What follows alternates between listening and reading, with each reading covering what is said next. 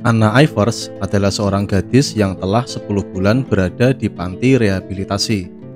Ia berada di sana karena kepergok mau bunuh diri setelah ibunya meninggal dunia. Anna lalu bercerita kepada dokter psikiaternya tentang peristiwa kematian ibunya. Pada suatu malam, ia menghadiri pesta para remaja di hutan. Di sana pacarnya yang bernama Matt sempat ngajakin wik-wik. Tapi Anna nggak mau karena teringat ibunya yang sedang sakit di rumah. Dalam perjalanan pulang, Anna melihat ada bungkusan kantung plastik. Ternyata isinya adalah mayat seorang gadis. Yang secara mengejutkan, mayat itu menyuruhnya agar jangan pulang. Anna yang ketakutan segera berlari ke rumah. Sampai di rumah, Anna bergegas ke pondok kecil di belakang rumahnya, tempat ibunya dirawat. Entah mengapa ibunya dirawat terpisah dari rumah utama. Anna melihat ibunya yang sedang sekarat, namun tak ada siapa-siapa yang menolong ibunya. Setelah itu Anna tak ingat lagi kejadian selanjutnya. Yang ia tahu, sebelum pondok kecil itu terbakar, ibunya seperti berusaha mengatakan sesuatu kepadanya. Sang dokter mendiagnosis Anna dengan skizofrenia. Progres rehabilitasi Anna sepertinya belum tuntas benar, namun ia sudah boleh pulang. Anna mengemasi barang-barangnya, lalu segera menemui ayahnya, Stephen, yang datang menjemputnya. Dalam perjalanan pulang, Stephen memberikan buku karangannya yang belum resmi dirilis. Ia juga memberitahu Anna kalau ia sedang menjalin hubungan dengan Rachel. Tapi Anna sepertinya nggak suka akan hal itu. Sampai di rumah, Rachel menyambut Anna dan bilang bahwa makanan favoritnya sudah ada di meja. Tapi Anna tidak menggubrisnya dan langsung pergi ke pondok di belakang rumah. Di sana Anna bertemu kakaknya yang bernama Alex. Mereka lalu berpelukan. Alex merasa jengkel karena Anna tidak pernah membalas surat-suratnya selama berada di panti. Tapi Anna malah heran karena selama berada di sana, ia nggak pernah menerima surat dari Alex. Alex merasa ini pasti ulah Rachel yang menahan surat-suratnya agar affair-nya dengan ayah mereka tidak ketahuan Anna. Alex lalu protes ke ayahnya mengenai hal ini, tapi sang ayah seperti tidak mempedulikannya. Pada malam harinya, Anna naik ke loteng, tempat penyimpanan barang-barang. Di sana ia menemukan lonceng tangan milik ibunya, yang juga mengingatkannya pada peristiwa kebakaran di rumahnya. Anna juga menemukan foto keluarganya, dan ada Rachel di foto itu sewaktu ia masih menjadi perawat ibunya. Anna menduga bahwa Rachel terlibat dalam kematian ibunya. Itulah sebabnya ia sangat membenci Rachel. Pada suatu tengah malam, Anna terbangun karena mendengar sesuatu, dan tiba-tiba ada sebuah tangan menyeramkan yang sedang menarik selimutnya.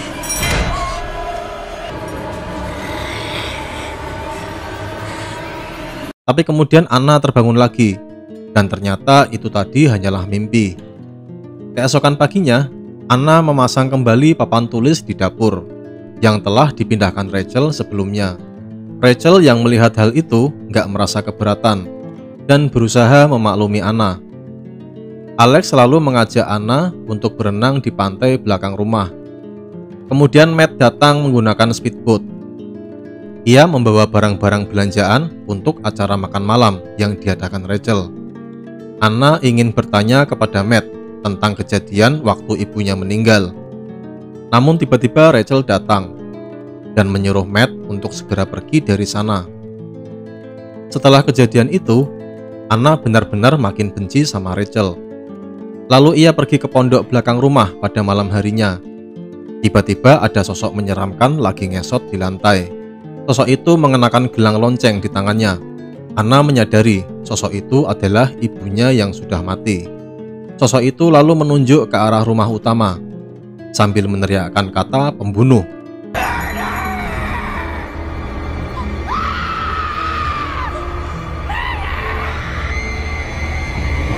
Alex selalu datang menghampiri dan menenangkan Anna. Mereka berdua menyimpulkan bahwa arwah ibunya sepertinya ingin menyampaikan sesuatu, yaitu peristiwa kebakaran dan kematiannya yang bukan kecelakaan, akan tetapi disengaja oleh Rachel. Keesokan harinya di kamar mandi, mereka berdua berdiskusi tentang bagaimana cara membuktikan Rachel adalah pembunuh ibu mereka. Tiba-tiba Rachel mengetuk pintu kamar mandi, mengajak mereka untuk pergi belanja.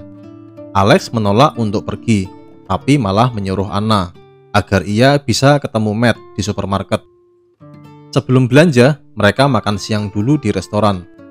Di sana Rachel menceritakan masa lalunya waktu ia masih menjadi perawat. Tiba-tiba Anna melihat gadis yang dulu ia temukan di dalam kantung plastik. Tapi ia hanya diam saja. Anna berhasil menemui Matt di supermarket. Mereka janji akan ketemuan malam nanti. Tapi lagi-lagi Rachel segera muncul dan bilang ke Matt bahwa ia nggak akan delivery order lagi darinya. Ketika sampai di rumah, Anna memergoki Alex lagi menggeledah barang-barang Rachel. Mereka menemukan beberapa suntikan dan obat bius. Pada malam harinya, Anna menunggu kedatangan Matt di pantai. Tapi yang ditunggu-tunggu malah nggak muncul-muncul. Akhirnya ia balik ke rumah dan tidur bareng Alex. Pada tengah malam, Matt datang ke kamar Anna lewat jendela. Ia minta maaf karena datang terlambat. Tapi ada yang aneh pada diri Matt saat itu. Tulang punggungnya tampak patah.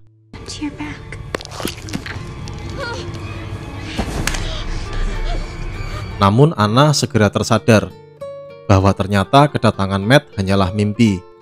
Keesokan harinya, Anna dan Alex menyaksikan polisi yang sedang mengevakuasi mayat Matt di pantai. Pantas saja, Matt tadi malam tidak muncul. Anna berpikir ini pasti ulah Rachel yang ingin membungkamnya agar rahasianya tidak terbongkar. Ia langsung bilang ke ayahnya perihal kematian Matt.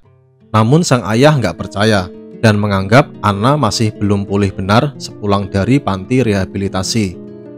Akhirnya Alex membantu Anna menyelidiki background Rachel yang sesungguhnya. Mereka lalu menelpon ke asosiasi perawat di daerah itu, berpura-pura ingin mempekerjakan Rachel di rumah mereka. Namun ternyata nama Rachel tidak terdaftar di sana. Mereka menyimpulkan Rachel pasti berniat jahat pada keluarga mereka. Ketika Rachel sedang memakai make up untuk acara makan malam, Anna masuk ke kamarnya dan menanyakannya siapa dirinya sebenarnya. Namun Rachel tidak menanggapi pertanyaan Anna, sehingga Anna lalu mengancam Rachel akan bilang yang sebenarnya ke ayahnya. Namun Rachel tidak takut, karena ia dan ayahnya ternyata sudah merencanakan akan mengembalikan Anna ke panti rehabilitasi karena kelakuan Anna dianggap tidak mengalami perbaikan. Pada acara makan malam, para tamu tampak mulai memenuhi rumah.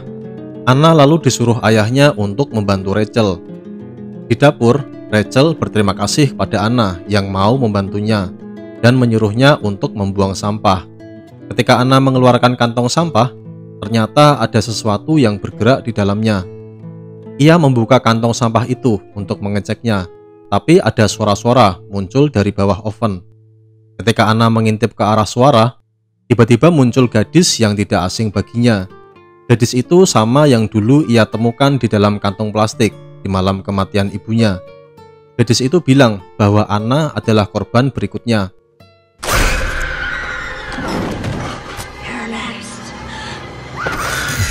Anna segera mundur karena ketakutan, namun tidak sengaja ia menjatuhkan daging panggang yang sudah susah payah dimasak oleh Rachel. Ayahnya juga ada di sana dan menyuruh Anna untuk segera ke kamarnya. Anna lalu menemui ayahnya di ruang kerja. Ayahnya sebenarnya mau-mau saja diajak ngobrol, tapi ketika bahan pembicaraannya adalah Rachel, ia nggak mau melanjutkan obrolan itu. Ayahnya lalu bilang akan mengirim Anna kembali ke panti rehabilitasi. Anna jadi semakin kecewa ketika ayahnya bilang akan segera menikahi Rachel. Keesokan harinya, sang ayah pergi ke New York untuk urusan bisnis. Anna, Alex, dan Rachel lalu menghadiri prosesi pemakaman Matt. Di sana, Anna lagi-lagi melihat sang gadis kantung plastik. Ia lalu mengikuti gadis itu. Tiba-tiba Anna tersandung batu nisan milik 3 bersaudara keluarga Wright.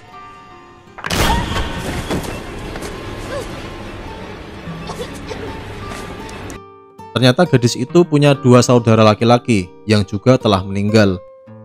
Sampai di rumah, Anna dan Alex menyelidiki kasus pembunuhan 3 bersaudara itu di internet. Ternyata pelaku pembunuhan itu adalah seorang pengasuh anak bernama Mildred Kem. Latar belakangnya adalah Kem terobsesi oleh ayah 3 bersaudara itu yang bernama Dr. Wright. Kebetulan ia adalah seorang duda yang ditinggal mati istrinya karena kecelakaan mobil. Setelah berhasil memikat sang dokter, Kem lalu membantai ketiga anaknya setelah sebelumnya membius mereka terlebih dahulu, lalu membuang mayat mereka dalam kantong plastik. Pada foto keluarga Wright, Anna juga melihat kalung mutiara yang dikenakan Mrs. Wright, sama seperti kalung milik Rachel. Anna dan Alex selalu menyimpulkan bahwa Mildred Kem adalah nama aslinya Rachel, dan Rachel pasti juga akan membius dan membunuh mereka, karena sebelumnya mereka telah mendapati alat suntik dan obat bius di kamar Rachel. Kakak beradik itu lalu berencana merebut kalung mutiara dari Rachel dan menyerahkannya pada polisi sebagai barang bukti. Akan tetapi mereka tidak menyadari kalau ternyata Rachel sudah menguping pembicaraan mereka dari balik pintu. Ketika mereka sampai di kamar Rachel, pintunya terkunci. Alex berusaha masuk kamar melalui jendela dan menyuruh Anna untuk mengambil kunci mobil. Tapi begitu sampai di bawah, Anna mendengar teriakan Alex di atas. Ia segera menuju ke arah suara, namun ada Rachel di sana. Anna segera merebut kalung dari tangannya. Rachel pun hendak membius Anna.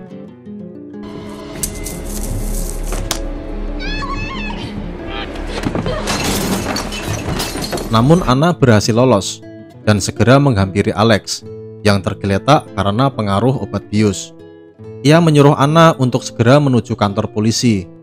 Anna lalu melompat keluar dari jendela dan segera menuju mobil. Rachel sempat berusaha mencegatnya, tapi Anna langsung tancap gas. Sampai di kantor polisi, Anna langsung menjelaskan semuanya pada sheriff. Ia juga bilang bahwa Alex masih ada di rumah karena telah dibius oleh Rachel. Sang sheriff bersedia membantunya dan menyuruh Anna untuk menunggu sebentar di kantor polisi. Anna pun tertidur ketika menunggu. Begitu terbangun, Anna kaget melihat sheriff dan Rachel sedang memegangi tangan dan kakinya. Rachel berhasil membius Anna dan membawanya pulang ke rumah, lalu membaringkannya ke tempat tidur. Dalam keadaan setengah sadar, Anna sempat berusaha meraih pisau di atas meja.